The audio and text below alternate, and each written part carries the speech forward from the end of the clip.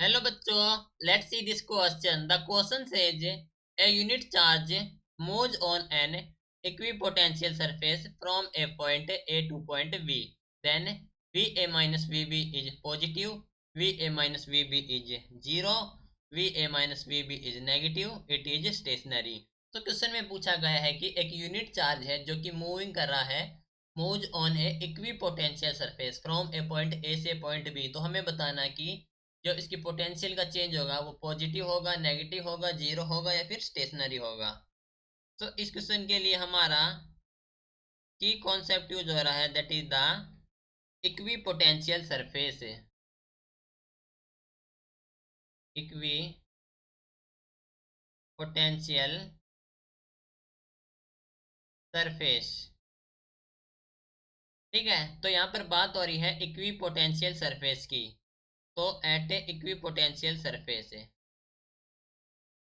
Equi potential surface, तो equipotential surface पर जो पोटेंशियल होती है वो सेम होती है एनी पॉइंट पर। तो the potential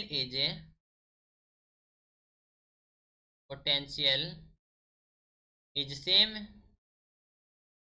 at any point, at any point. That means जो v ऑफ ए होगी, मान लीजिए कोई पॉइंट ए है तो उस पर पोटेंशियल सेम होगी और b पर भी सेम होगी। ओके, मान लीजिए हमारे पास कोई इक्वी पोटेंशियल सरफेस है, ठीक है। ये हमारे पास कोई भी इक्वी पोटेंशियल सरफेस है, उस पर पॉइंट हमारे पास that is v of a end point हमारे पास v ऑफ b, ठीक है। तो यहाँ पर जो इक्वी पोटेंशियल सरफेस और पोटेंशियल सेम होगी तो हम कह सकते हैं कि no work is required to move a unit charge from one point to another. Okay, so no work is required to move a unit charge, move a unit charge from one point to another, from